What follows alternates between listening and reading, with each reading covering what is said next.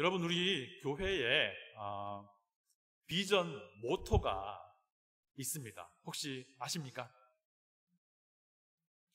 우리 교회 슬로건이라고도 하지요.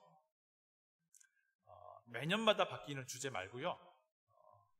우리 교회 전체 변하지 않는 표어가 있어요. 여러분 혹시 모르니까 매년마다 바뀌는 올해 주제는요, 예수님이 머리 되신 교회예요. 자, 그런데 그거 말고요, 우리 교회에 그냥 아주 제가 오기 전부터 있었던 교회의 표어가 있어요. 비전 문구가 있어요. 혹시 무엇인지 아십니까? 네, 맞습니다. 복음으로 세상과 소통하는 성령 공동체. 우리 교회 주보 보시면요, 맨 전면에 싹 돌리면 여기 나옵니다. 복음으로 세상과 소통하는 성령 공동체. 그리고 우리 교회 로고도 보시면요, 로고 위에도 작게 글씨겠어요. 복음으로 세상과 소통하는 성령 공동체 생수교회. 네. 제가 이제 교회 처음으로 부임해 보니까요, 이 교회 이미 아주 훌륭한 이런 비전 모토가 있는 거예요. 복음으로 세상과 소통하는 성령 공동체. 너무 좋더라고요. 그리고 또 이제 요 비전 모토를 이루기 위한 4가지 목적도, 목표도 있어요. 그것이 혹시 무엇인지 아십니까? 복음적인 교회, 사랑하는 교회, 소통하는 교회, 제자 삼는 교회라는 4가지 목적이 있어요. 그 목적은 우리 교회 홈페이지 첫 번째 화면에 교회 소개를 딱 누르시면요, 바로 설명이 딱 나와요. 우리 교회 전체 비전 모토 있고 그 밑에 4가지 목적이 있어요. 여러분 혹시 아셨습니까? 네. 그래서 있잖아요, 그 어떤 교회들은요, 이 모일 때마다 수시로 자기네 그 교회의 이 비전 선언문을 막 외치기도 한대요. 왜냐하면 이 자꾸 리마인드 해주기 때문입니다. 그렇게 하면 우리가 이런 방향으로 나아가야 하는구나 라는 것을 은연중에라도 마음에 생각을 하게 만들어 준다는 거죠. 혹시 우리도 모르게 한번 해볼까요? 복음으로 세상과 소통하는 성령 공동체. 시작. 복음으로 세상과 소통하는 성령 공동체. 그리고 복음적인 교회, 사랑하는 교회, 소통하는 교회, 그리고 제자 삼는 교회입니다. 제가 복음적인 하면 여러분 교회 하시고요, 또 계속해서 교회 하시면 돼요. 한번 해볼게요. 복음적인, 사랑하는, 소통하는, 제자 삼는. 네, 이것이 이제 제가 오기 전부터 우리 교회에 있던 비전 선언문이요, 4가지 목표예요. 사실 저도 이제 목회자로서요, 교회를 이제 목회하면서 이 교회를 향한 어떤 비전과 목표를 가지고 있어요. 그런데 지금까지 이것을 제가 여러분들에게 공개하지 않았어요. 왜냐하면 2가지 이유입니다. 제가 와보니까 너무 좋아요. 이미 있는 우리 교회 비전 선언과 이 4가지 목표가 너무 좋은 거예요. 그래서 굳이 제가 새로운 목회자가 왔다고 저를 중심으로 해서 뭔가 또 다른 걸 제시하는 것이 의미가 있을까, 이런 생각이 들었고요. 또 2번째는요, 사실 이런 경우가 많아요. 많은 경우에 이 교회의 비전이나 목표를 정하면요, 사실은 그게 교회 전체 어떤 비전과 목표를 하기보다는 때로는 그 목회자의 어떤 개인적인 비전과 목표가 될 가능성이 많아요. 그러다 보니까 목회자가 바뀌면은 그때마다 또 이 교회의 어떤 비전 스테이트먼트라든지 뭐 이런 것들이 자꾸 바뀌어요. 이제 그렇다고 한다면 그것은 이 교회 전체 성도가 한 마음이 되어서 끌고 가는 어떤 비전이나 모토가 아닐 가능성이 큰 거잖아요. 그래서 혹시나 싶어서 제가 지금까지는 보류를 하고 있어요. 근데 만약에 우리 교회 현재 어떤 비전, 목표 이런 것들이 우리 교회 전체 회중이 막 한 마음으로 막 끌고 갈 수 있는 동력을 만약 잃어버리고 있다면 모르겠어요. 또 새로운 어떤 뭔가가 필요할 수도 있겠다 싶어요. 제가 왜 이 모토에 대해서 이야기하냐면요, 우리 개인 각자의 어떤 신앙생활 안에도요, 우리 각자만의 어떤 신앙을 위한, 신앙의 어떤 성숙을 위한 비전과 모토가 다들 있으세요. 다만 이것을 눈에 보이는 문구로 표현만 하지 않을 뿐이지 우리 마음속에 다 가지고는 있어요. 그리고 어떤 분은요, 그 개인의 어떤 신앙의 성숙을 위한, 영적인 성장을 위한 이 개인적인 비전 스테이트먼트를 아주 짧게 가지고 있는 분도 있어요. 혹시 여러분 그런 분 계신가요? 혹시 계십니까? 저는 가지고 있거든요. 저는 어떤 거냐면요, 모든 수고는 내가, 모든 영광은 주께. 이것이 저의 이제 신앙생활을 위한 나름대로 어떤 비전 선언문이에요. 혹시 있습니까? 네. 제 생각에 우리 각자도요, 이런 자신의 어떤 영적인 진보를 위한 이런 짧고 아주 명료한 나름대로의 어떤 신앙의 성숙을 위한 모토 가지고 있는 것 괜찮겠다 싶은 생각이 들어요. 그걸 가지고 있다는 말은 무엇이겠어? 그 사람이 적어도 내가 그리스도인으로서 이 땅의 삶을 살아가면서 아주 이 삶을 어떻게 살지 신중하게 고민한다는 그런 뜻 아니겠어요?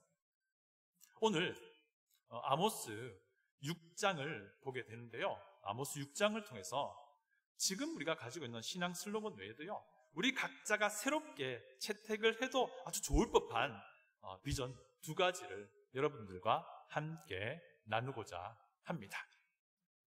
첫 번째는요, 내 능력이 아니라 하나님의 은혜로. 우리 한번 해볼까요? 내 능력이 아니라 하나님의 은혜로.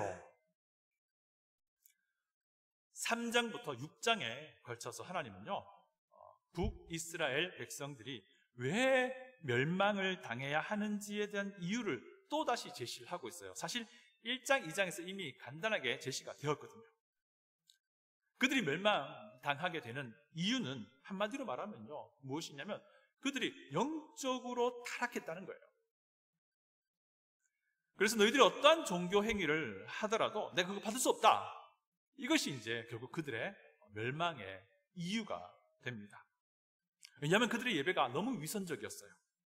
예배 드릴 때 그들의 모습과 그들의 삶의 모습이 너무 달랐던 거예요. 위선적인 예배를 드렸다는 거예요. 심지어 그들은 예배 행위를 통해서 자신의 삶의 어떤 죄들을 무마시키고자 했고, 예배 행위를 통해서 자신의 삶의 어떤 죄악들을 정당화시키는 수단으로까지 사용을 하고 있었다는 것을 우리가 이미 살펴보았습니다. 오늘 6장도요, 사실 이와 유사한 내용이 계속 반복이 돼요. 타락한 삶을 살아가고 있음에도 불구하고 그들은 그것이 타락한 것이라고 생각을 안 해요. 아니, 하기 싫어합니다.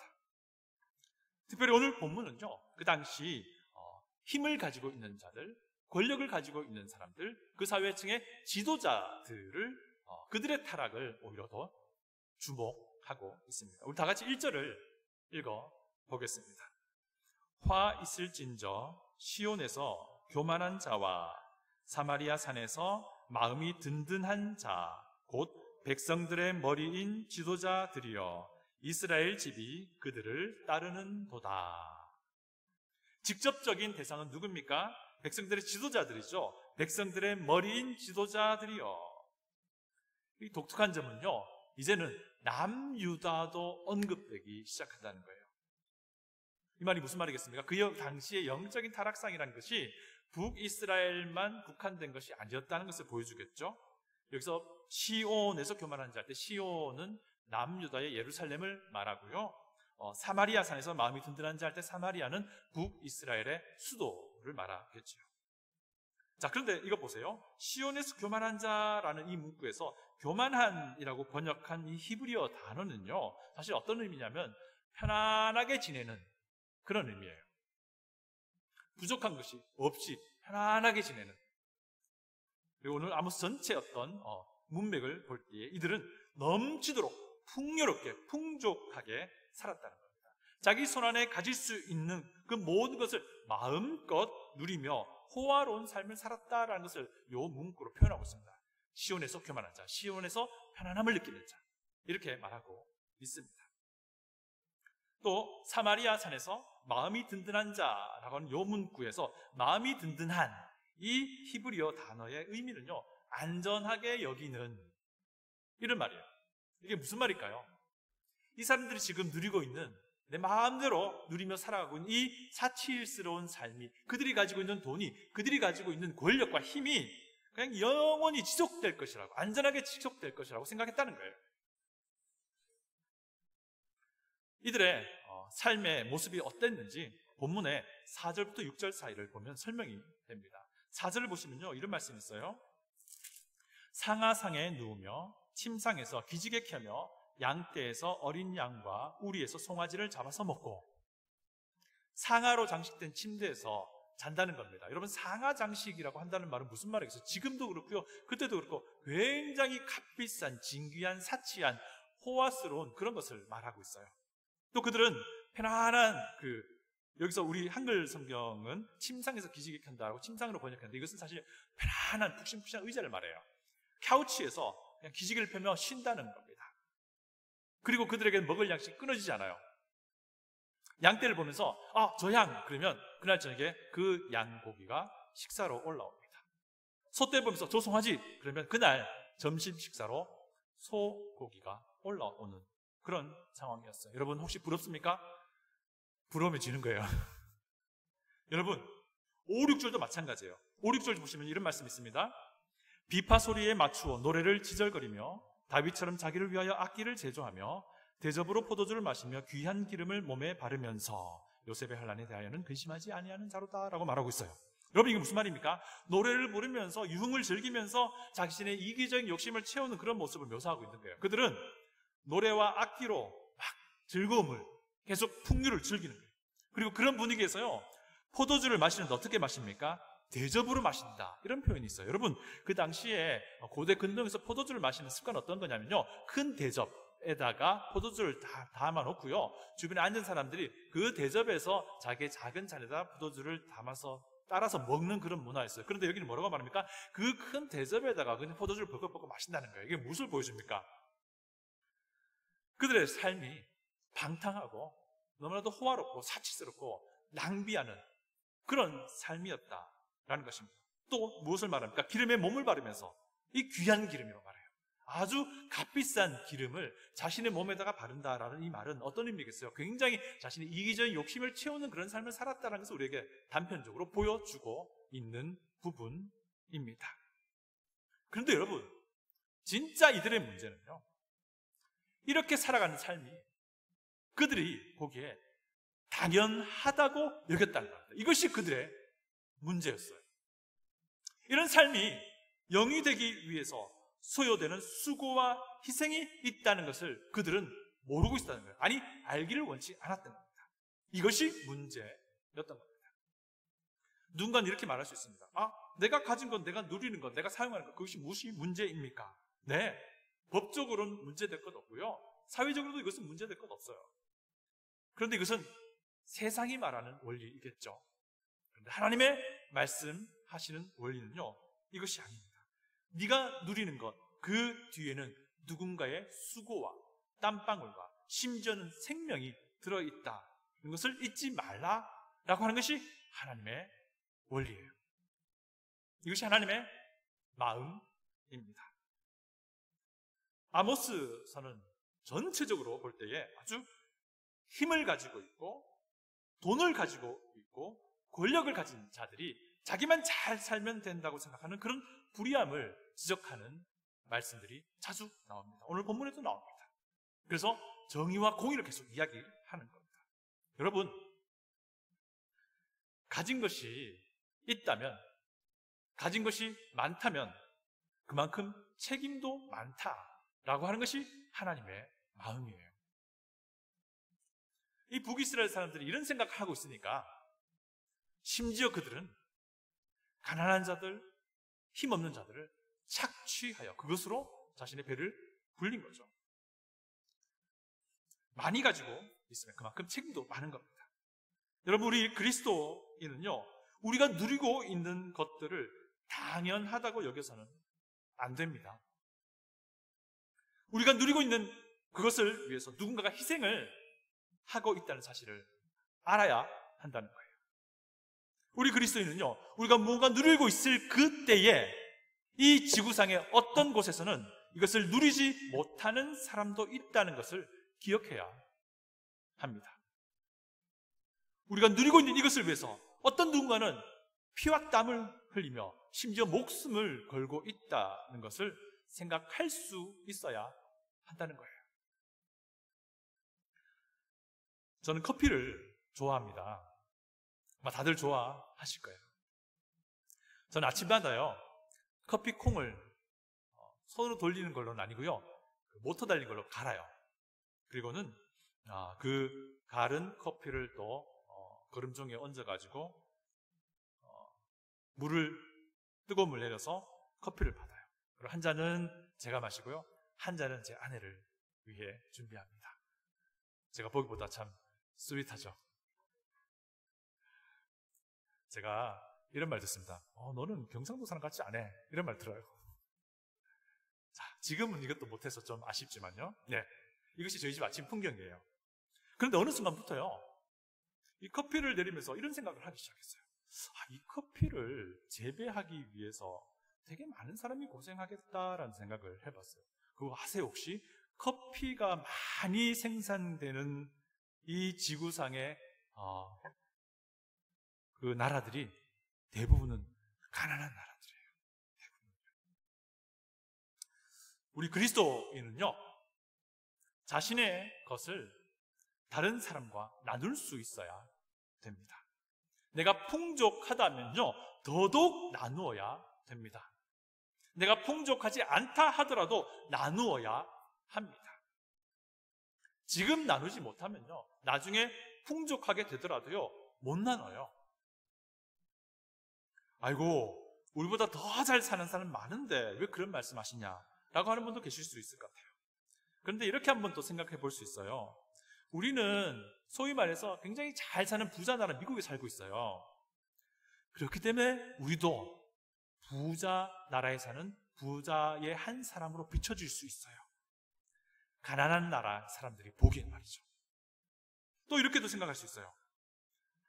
잘 사는 나라는 굉장히 좋은 첨단 제품들을 많이 누리며 삽니다. 그리고 그것을 잘 많이 만들어내요. 그런데 가난한 나라의 사람들은요, 그 혜택을 잘 누리지 못해요, 상대적으로. 그런데 이거 한번 기억해보세요. 생각해보세요. 이 첨단 제품을 만들면서 우리를 편안하게 하는 그런 것들을 만들기 위해서 배출해내는 오염된 물질도 생각해보세요. 그 오염된 물질은요, 잘 사는 나라든 못 사는 나라든 똑같이 피해를 봐요.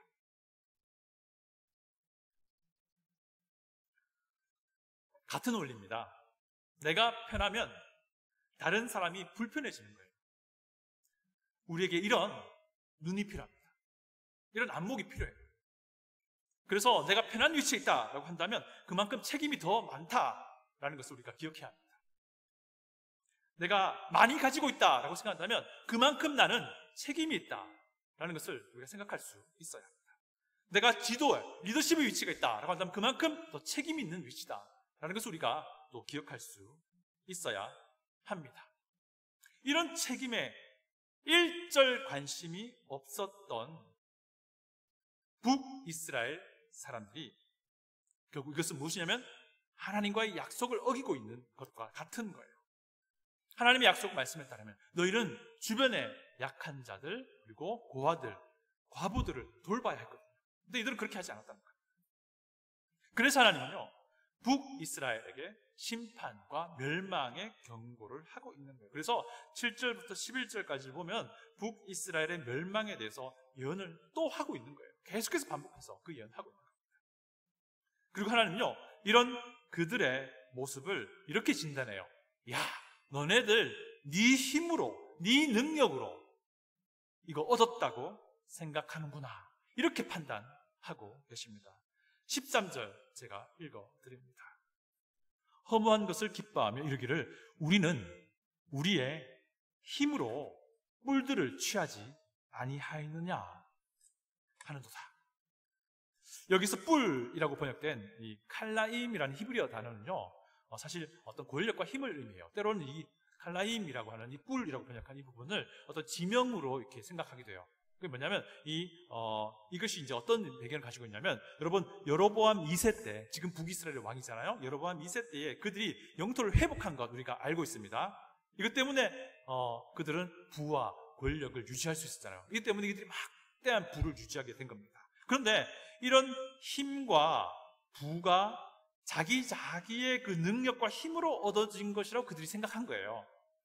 그래서 그들은 아무런 문제 없이 자기가 가지고 있는 부와 권력을 자기의 이기적인 욕구를 채우기 위해 사용한 겁니다. 그런데 여러분, 우리 기억할 겁니다. 북이스라엘 영토를 회복하게 될 것이라고 그 당시 여로보암 2세 때에 어떤 선지자가 한 명 예언했잖아요. 그 선지자가 누굽니까? 기억나십니까? 요나 선지자가 예언했잖아요.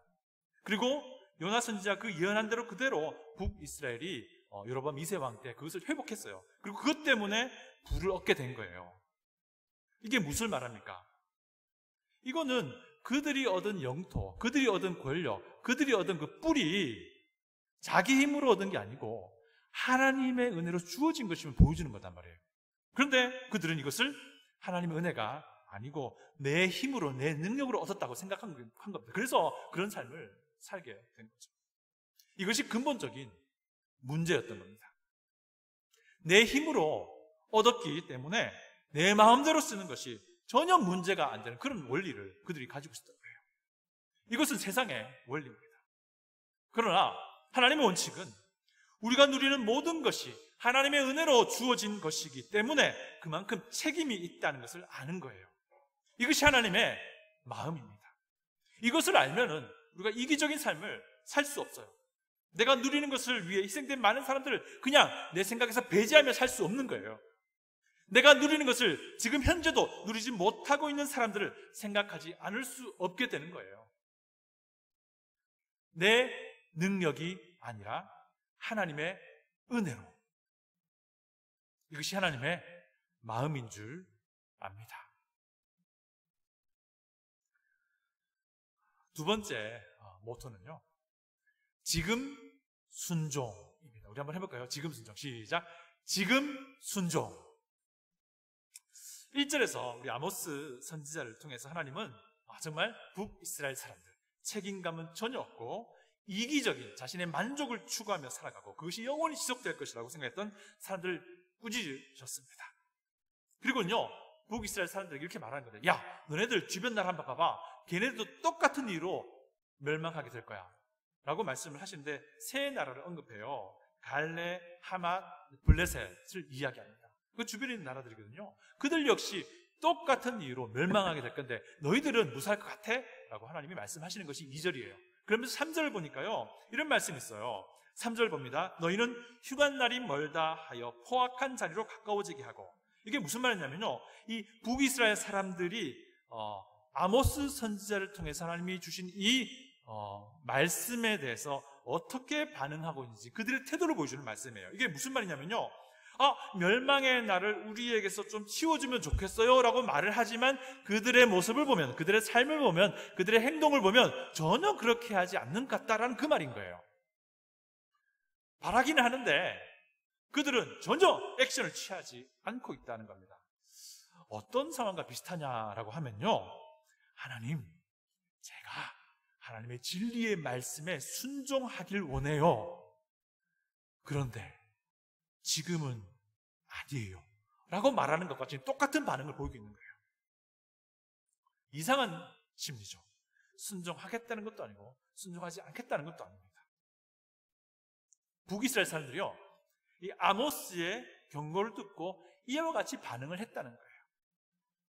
진리에 순종을 해야 되긴 할 것 같은데 지금 순종하면은 내가 누린 거 다 포기해야 되고 그거 싫은데 그래서 순종하지 않겠다라고 하는 것이 이 북이스라엘 사람들의 태도였던 거예요. 좀 우픈 이야기를 좀 하나 하기로 합니다.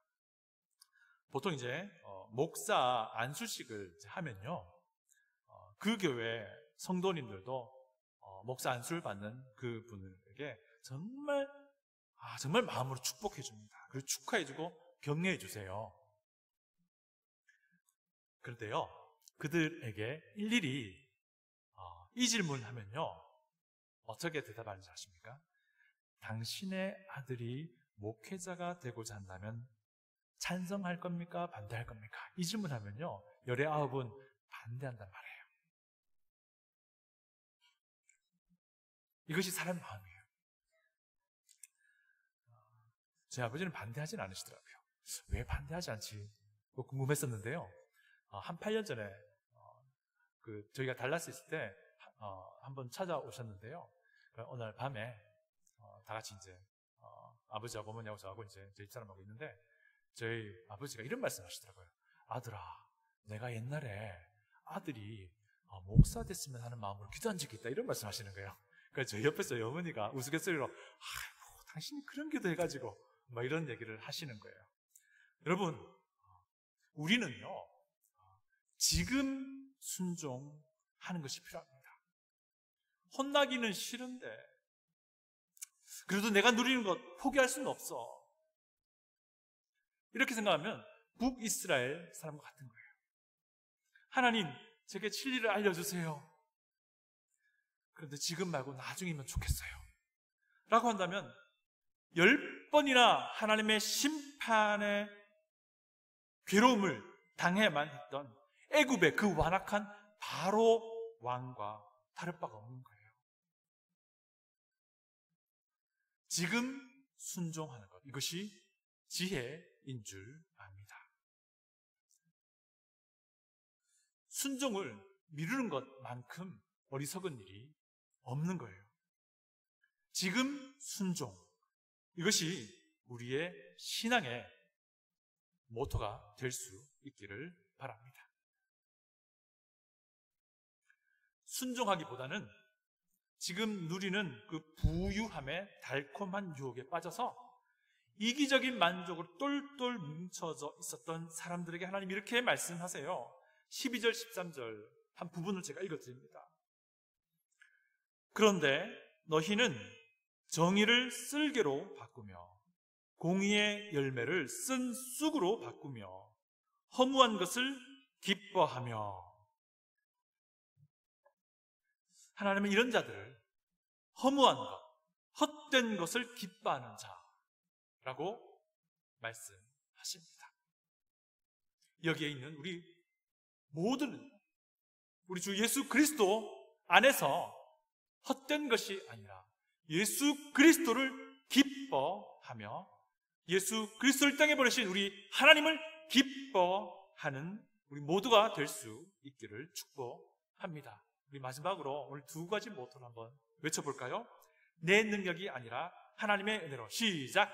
내 능력이 아니라 하나님의 은혜로. 두 번째는 지금 순종. 시작! 지금 순종. 다시 기도하겠습니다.